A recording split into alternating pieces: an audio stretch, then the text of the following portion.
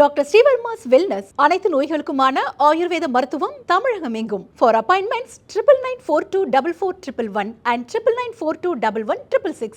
ஒரு பதிவில் இந்த பதிவு பண்ணலாமா? ஒரு முதலமைச்சராக இருக்கிறவரே எதா இருந்தாலும் எதிர்நோக்க வேண்டியதானே, செயல்பட வேண்டியதானே. அவரே வினையை தேடிட்டார். அவர் சுத்தி ராஜநாகத்தை வச்சுக்கிட்டாரு. பொன்முடி என்ற ராஜநாகம், செந்தில் பாலாஜி என்ற ராஜநாகம், துரைமுருகன் என்ற ராஜநாகம், புரியல.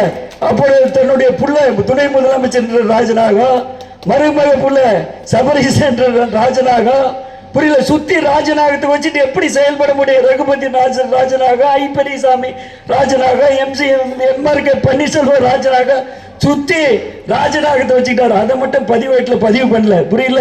நீயே உன் வாழ்க்கைக்கு எடுத்துக்கிட்ட, புரியல. முதலமைச்சர் பதவியை தூன்னு காரி துப்புற அளவுக்கு கொண்டு சென்றது நம்ம முதலமைச்சரோட கையாளாகத்தனம் சொல்றாரு நம்ம எடப்பாடியார். புரியல, உண்மை முதலமைச்சர், எதையுமே கேட்காத முதலமைச்சர். யார் காரணம்? அம்மா காரணம். உலகமயம் தாராளமயம் ஆக்கப்பட்ட போது இதே டாக்டர் புரட்சி தலைவர் அம்மா அவர்கள் இண்டஸ்ட்ரீஸ் பாலிசி கொண்டாந்தாங்க, தொழில் கொள்கை கொண்டு வந்தாங்க. அதோடு மட்டும் 2003 ஐடி பாலிசி, மின்னணு பொருள் ஏற்றுமதியில் 41% தமிழ்நாடு முன்னேறி இருக்குது என்று கேட்டால் இதே டாக்டர் புரட்சி தலைவர் அம்மா அவர்கள் தான் சொந்தம்.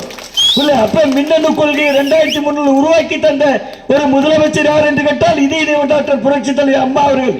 எந்த சாதனையும் இண்டஸ்ட்ரீஸ்ல ஒரு தனி நபர் போய் உடனே படிச்சிட முடியாது. படிப்படியாக தான் வளர்ச்சி. அந்த வளர்ச்சியில இண்டஸ்ட்ரீஸ் வளர்ச்சியில இதே டாக்டர் புரட்சி தலைவர் அம்மா அவர்கள் இருக்காங்க, எடப்பாடியார் அவர்கள் இருக்காங்க. இன்னைக்கு நீங்களும் ஒரு பகுதி இருக்கீங்க, நீங்களும் பெரும் பகுதி இல்ல. சிங்கிள் விண்டோ சிஸ்டம் கொடுத்தனாங்க, ஒற்றை சாராள முறை, சிங்கிள் டேட்ல 30 நாள்ல ஒரு இண்டஸ்ட்ரி தொழில் தொடங்குற யார் வந்தாலும் கையெழுத்து போட்டு அவனுக்கு ஆல் கிளியரன்ஸ் கொடுத்தோம். அந்த சூழ்நிலை இப்ப நடக்கல, சொல்றான், புரியல. இந்தியாவில் இருக்கிற அத்தனை மாநிலத்தில் தீர்மானம் போட்டாங்க, சட்டமன்றத்தில். நம்ம ரேவந்த் ரெட்டி தெலுங்கானா முதலமைச்சர், காங்கிரஸ் முதலமைச்சர், அந்த தீவிரவாத தன்மை அடக்கப்பட வேண்டும், தீவிரவாதி வெட்டி கொண்டாங்கன்னு சொன்னாரு, புரியல. அதே போல கேரள முதலமைச்சர் சொன்னாரு 30% முஸ்லீம் இருக்கின்ற மாநிலம் அந்த மாநிலம், 30% இந்து இருக்கின்ற மாநிலம் அந்த மாநிலம், 30% கிறிஸ்துவ இருக்கின்ற மாநிலம் அந்த மாநிலத்தில் தீர்மானம் போட்டாங்க. இந்த முதலமைச்சர் தீர்மானம் போட கூட வக்கு இல்லை. இந்துக்களும் இந்த தமிழா தீவிரவாதின்னா பாகிஸ்தான் தீவிரவாதிக்கு தான் நாங்க தீர்மானம் போட சொல்றோம். இங்க இருக்க இஸ்லாமிய பெருமக்களுக்கு நாங்க தீவிரவாதம் போட சொல்ல. இந்த இஸ்லாமிய பெருமக்கள் உண்டு நட்பா தோழமை உணர்வோடு இந்துக்களும் இஸ்லாமிய சகோதரர்களும் தத்துவத்தோடு வாழ்கின்ற ஒரு மாநிலம் என்று கேட்டால் தமிழ்நாடு. நீங்க ஸ்ரீமுஷ்ணம் பூராசாமி கோயில் தெரியும் உங்களுக்கு. ஸ்ரீமுஷ்ணம் பூராசாமி கோயிலுடைய அந்த மாசி மகத்துக்கு அந்த மூலவர் வந்தா முஸ்லிம் சகோதர சகோதரிகள் வரவேற்கிறாங்க, புரியல. மாலை போட்டு பூ அடிச்சு மோளம் அடிச்சு வரவேற்கிறாங்க, புரியல. நான் 8000 ரூபாய் கட்டியிருந்தேன், எனக்கு 21,000 ரூபாய் வருது. நான் 8000 ரூபாய் கட்டியிருந்தேன், எனக்கு 21,000 ரூபாய் வருது. அது மட்டும் விலைவாசி ஏற்றம், புரியல. வீட்டு வரி உயர்வு, சொத்து வரி உயர்வு, ப்ராப்பர்ட்டி டாக்ஸ் உயர்வு, ஸ்டாம்ப் டியூட்டி உயர்வு, கல்வி கட்டண உயர்வு, பிரைவேட் காலேஜ் ஸ்கூல்ல கல்வி கட்டண உயர்வு, புரியல. அது மளிகை பொருளோட மளிகை ஜாமான் வாங்க முடியல. விண்ணை முட்டுகின்ற விலைவாசியை கட்டுப்படுத்தாத ஒரு கையாளாத ஆட்சி திராவிட முன்னேற்ற கழக ஆட்சி என்ற குற்றச்சாட்டை வைக்க கடமைப்பட்டுள்ளோம். இந்த திராவிட முன்னேற்ற கழக ரொம்ப நாள் இல்ல, 10 மாசம் 10 திங்கள் மாதிரி ஓடி போயிடும். நமக்கு வருகின்ற 2026 சட்டமன்ற பொதுத் தேர்தல் எடப்பாடியார் முதலமைச்சராக வர வேண்டும். ஒட்டுமொத்த மக்களுடைய சட்ட ஒழுங்கு முழுமையாக பாதுகாக்கப்பட வேண்டும். சட்ட ஒழுங்கு சீர்கட்ட ஆட்சி இந்த ஆட்சி. எல்லாம் போலீஸ்காரங்களுக்கு ஈரல் கட்டு போச்சு. போலீஸ்காரங்கள் எல்லாம் கைக்கூலியா இருக்காங்க, புரியல, சொல்ல முடியல, புரியல. போலீஸ்காரங்களுக்கெல்லாம் இதுல இது முகாந்தாரமே இல்லைன்னு பொன்முடிக்கு ஒரு அறிக்கை சமர்ப்பிக்கிறாங்க.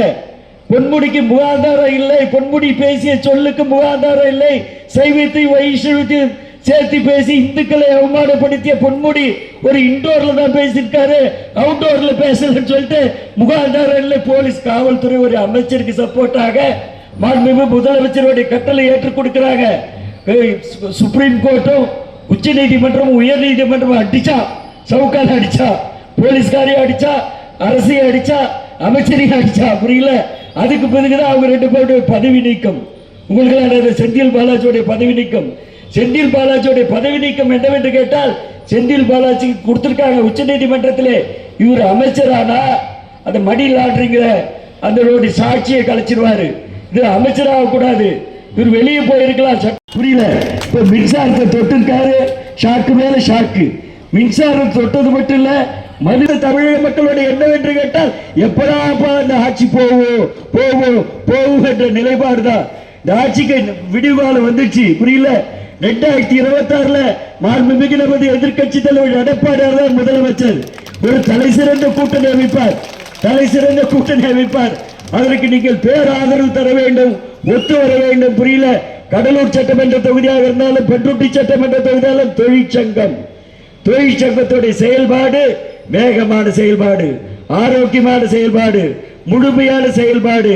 அனைத்து இந்திய அண்ணா திராவிட முன்னேற்ற கழகம் ஒரு வாக்குச்சாவடியில் வாக்கை உயர்த்துவதற்கு தொழிற்சங்கம் முன்னின்றது என்ற பெயரை பெற்றுத்தந்து இந்த வெற்றியை தேடித்தர வேண்டும் என்று அன்போடு பணிவோடு கேட்டுக்கொள்ள கடமைப்பட்டுள்ளேன். கடலூர் கோயில் நகல பாதிரிக்குப்பத்தில் கோயில் இடம் 6 ஏக்கர் இருந்தில்ல, 12 ஏக்கர் இருந்தில்ல. கோயில் இடத்துல போடலாமா இல்லையா? நாங்க வாங்கி கொடுத்த இடம் தான் 18 ஏக்கர். உங்களுக்கு பிடிக்கல, கடலூர் கலெக்டர் ஆஃபீஸில் அக்ரிகல்ச்சர் டிபார்ட்மெண்ட் மூலிமா 18 ஏக்கர் நாங்கள் வாங்கி கொடுத்தோம். பஸ் ஸ்டாண்டுக்கு அங்கே ஒரு டேட்டா அது ஐடி பார்க்கு டைட்டில் பார்க்குக்கு வாங்கி கொடுத்தேன். 5 ஏக்கர் டைட்டில் பார்க்கு, மீதி 13 ஏக்கர் பஸ் ஸ்டாண்டுக்கு வாங்கி கொடுத்தேன். அந்த இடம்னா இந்த எம்ஆர்கே பன்னீர்செல்வத்துக்கு ஒத்துக்கல. ரைட்டு விட்டுடும், வேணாம். ஏன் பாதிரிக்கு போவோம் தொகுதி கூத்தப்பாக்கம் திருவந்திபுரம் பக்கத்தில் கோயில் இடம் கிட்டத்தட்ட 18 ஏக்கர் இருக்குல்ல, அங்கே பஸ் ஸ்டாண்ட் போடலாமா இல்லையா? ஏன் கடலூர் மாநகர மக்களை வறுத்தெடுக்கிற ஒட்டுமொத்த கடலூர் மாவட்ட மக்களுக்கு ஒவ்வாத விஷயம். நீ பஸ் ஸ்டாண்ட் போய் அங்க போட்ட ஒரு கர்ப்பிணி தாய் மாதிரி எப்படி ஜிஹெச்சுக்கு வருவாங்க? ஒரு கர்ப்பிணி ஒரு சாதாரண விவசாய குடும்பம் எப்படி வந்து கலெக்டரேட் வந்து பார்ப்போம். ஒரு சாதாரண ஏழை எளிய மக்கள் புரியல ஸ்ரீமுஷ்ணத்திலிருந்து வராங்கன்னா உடனே கலெக்டரேட் போயிட முடியுமா?